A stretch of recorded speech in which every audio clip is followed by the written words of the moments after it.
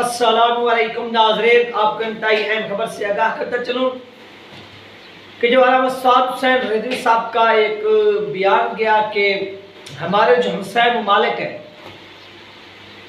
ہمسائے سے مراد یعنی جو ہمارا افغانستان ہمسایہ ملک ہے، کیونکہ ایک بھارت بھی ہے، ایران بھی ہے، نہیں ان دونوں کو چھوڑ کر جو افغانستان ہے، انہوں نے جو فتح حاصل کی ہے وہ فتح صرف اور صرف اقتدار کی خاطر حاصل کی ہے، اسلام کی خاطر نہیں۔ یعنی یہ جو جنگیں ہوئی ہیں یہ اسلام کی خاطر نہیں بلکہ اقتدار کی خاطر ہوئی ہے۔ تو اس پر ناظرین جو طالبان کے اہم ترین رہنما اور ترجمان ہیں ذبیح اللہ مجاہد، ان کی طرف سے ایک اہم ترین جو سٹیٹمنٹ ہے وہ سامنے آئی ہے، آپ کے ساتھ شیئر کرتے ہیں۔ انہوں نے کہا علامہ سعد حسین صاحب کے اس بیان پر ہمیں دکھ ہوا ہے۔ دکھ اس بات پر ہوا ہے کہ ہم نے اسلام کی بقا کی جنگ لڑی، اسلام کی خاطر جنگ لڑی۔ وہ کیوں لڑی؟ انہوں نے پھر آگے وضاحت کی۔ انہوں نے کہا کہ دیکھیں جب امریکہ نے ہمارے اوپر اٹیک کیا، اس وقت پوری دنیا اس چیز کی گواہی دیتی ہے کہ ہمارے ملک کے اندر اسلامی قانون نافذ تھا۔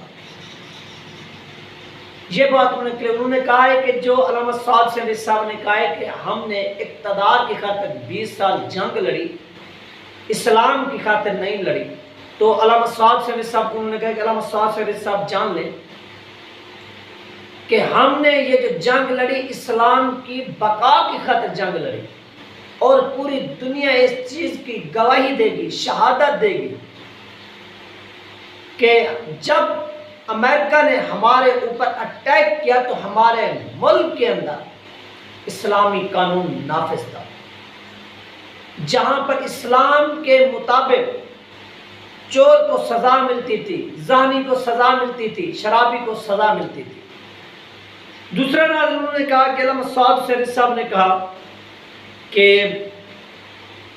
قرآن پاک کی گستاخی ہوئی، اس پر افغان کا یعنی افغان حکومت کا کوئی جو ہے نا وہ اہم ترین سٹیٹمنٹ سامنے۔ انہوں نے کہا کہ دیکھیے ہم نے بھی جس طرح سے آپ نے مذمت کی، ہم نے بھی سرکاری طور پر اعلامیہ جاری کیا، ہم نے بھی مذمت کی، یعنی انہوں نے تحریک لبیک پاکستان کو کہا۔ دوسرا انہوں نے کہا کہ دیکھیے آپ کا جو ملک ہے پاکستان، آپ کے ان کے ساتھ تعلقات ہیں، اور آج بھی آپ کے ملک کا سفیر وہاں پر موجود ہے اور ہمارے ملک کا سفیر وہاں موجود نہیں۔ آج بھی آپ پاکستانیوں کی تجارت ان کے ساتھ ہو رہی ہے، ہماری تجارت نہیں۔ یہ کس نے کہا؟ یہ ناظرین ذبیح اللہ جو مجاہد صاحب ہیں ان کی طرف سے یہ سامنے۔ دوسرا انہوں نے کہا، دوسرا ناظرین اہم ترین انہوں نے ایک بات کی، وہ یہ کہ انہوں نے کہا کہ دیکھیے یہی امریکہ ہمارے ملک کے اوپر اٹیک کرتا رہا اور سرحدیں فضائیہ آپ کے سرزمین یعنی آپ کے پاکستان نے مہیا کی، آپ کے ملک نے میسر کی، مہیا کی، اور وہیں سے جنگی طیارے اسون سے لوڈ ہو کر آتے تھے اور آ کر ہمارے افغانستان کے اندر جہاں پر حفاظ کرام حفظ کر رہے ہوتے تھے، بچے مساجد میں مدارس میں پڑھ رہے ہوتے تھے، اور امریکہ اوپر سے آ کر بمباری کرتا تھا، مدارس بھی تباہ ہو جاتے تھے اور حفاظ کرام بھی شہید ہو جاتے تھے اور قرآن بھی شہید ہو جاتا تھا۔ سویڈن تو وہ دور ہے، یورپ تو وہ دور ہے، کیا یہاں پر بھی کوئی چل کر پاکستانی آیا تھا جس نے آ کر امریکہ کو کہا تھا کہ آپ یہ غلط کرے یا امریکیوں پر اٹیک کیا ہو؟ کیا ہمارے بچے شہید نہیں ہوئے؟ کیا قرآن پاک کی حفاظت کرتے ہوئے شہید نہیں ہوئے؟ کیا قرآن پاک کو اپنے سینے کے اندر محفوظ کرتے ہوئے شہید نہیں ہوئے؟ تو اس وقت کتنی پاکستانی اپنے پاکستان کے اندر کھڑے ہو کر احتجاج کرتے تھے، اور کتنی پاکستانیوں نے یہ اعلان کیا تھا کہ ہم چل کر امریکہ کو افغانستان کی سرزمین پر کیا کریں گے؟ جواب دیں گے کہ انہوں نے قرآن کی بے حرمتی کی ہے، گستاخی کی ہے۔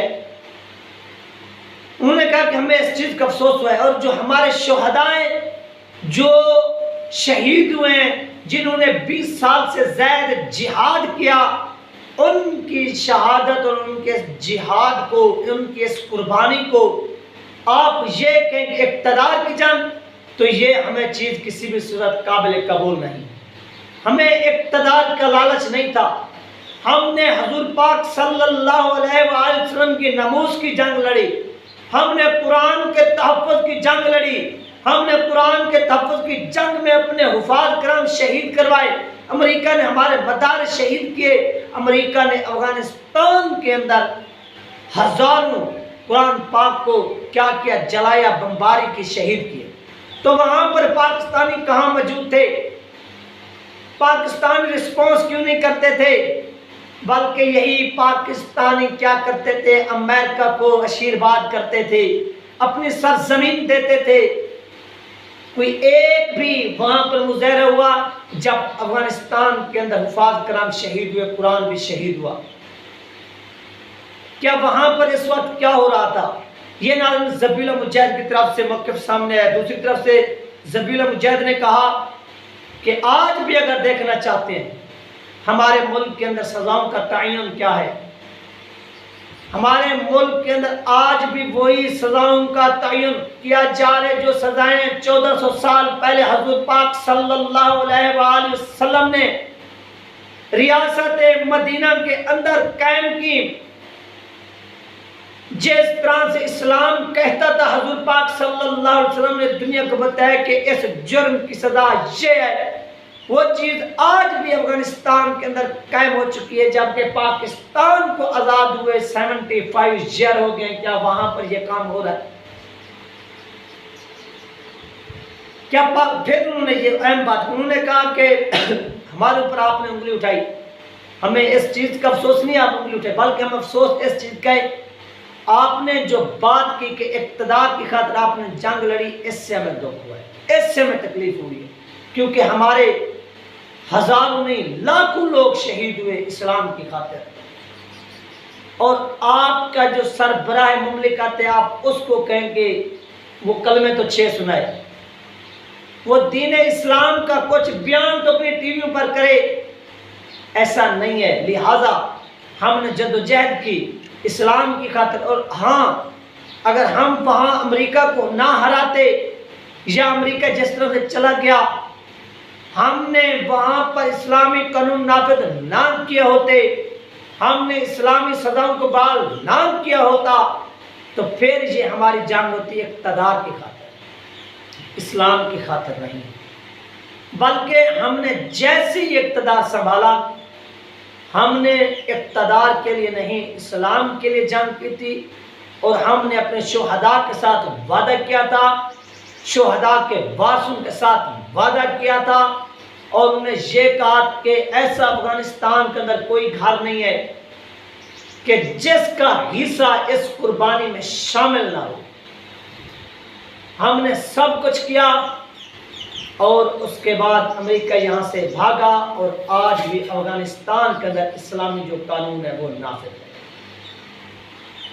اور پاکستان کے اندر ایسا کچھ نہیں ہے، بلکہ آپ کے علماء کرام جو ہیں وہ ہمارے خلاف فتوے دیا کرتے تھے، آپ کی سرحدیں استعمال ہوا کرتی تھی، اور پاکستان کے اندر ایک بھی مظاہرہ نہیں ہوا کرتا۔ یہ اکثریت کی انہوں نے بات کی، انہوں نے یہ نہیں کہا کہ سارا کا سارا پاکستان جو تھا وہ اس طرح، انہوں نے حکومتی لیول پر بات کیا کہ حکومتی لیول پر آپ کے جو علماء کرام تھے وہ آتے تھے، کانفرنسز کرتے تھے، ہمارے خلاف فتوے دیا کرتے تھے۔ امریکہ کی ہمارے مقابلے میں پاکستان کے علماء کرام نے کیا کیا؟ امریکہ کو سپورٹ کیا۔ اس سے بڑی منافقت پاکستانی کو انہوں نے کہا کہ اور کیا ہو سکتی ہے، اور ہم نے ہمیشہ دین اسلام کی سربلندی کے لیے جنگ کی، باطل کو شکست دے، اپنے ملک کے اندر اسلامی قانون کا نفاذ کیا اور کریں گے، اور ہم دعا کرتے ہیں کہ آپ بھی کوئی اس طرح سے اقدام اٹھائیں، کسی ایک جرم میں، کسی ایک ادارے میں اسلامی قانون کو نافذ کر کے دکھائیں۔ اس کے لیے اب جدوجہد کریں، دن رات محنت کریں، یہ ہماری دعا ہے۔ لہٰذا اس طرح کے بیان نہ دیں کہ جس سے ہمارے شہداء کے خون کی توہین ہو، ان کے ورثاء کی دل آزاری ہو، یہ ہمیں بہت تکلیف ہوئی۔ اور علامہ سعد حسین رضوی صاحب کی اس بیان سے جو ہماری دل آزاری ہوئی، یا ہمیں اس بیان کی توقع نہیں تھی، ہمیں بہت مایوسی ہوئی ہے جو انہوں نے ہمارے حوالے سے یہ بیان دیا ہے۔ یہ تھی ناظرین اہم ترین اپڈیٹ جو آپ لوگوں کے ساتھ شیئر کی گئی۔ انشاءاللہ ملتے ہیں نیکسٹ ڈے میں۔ اللہ حافظ۔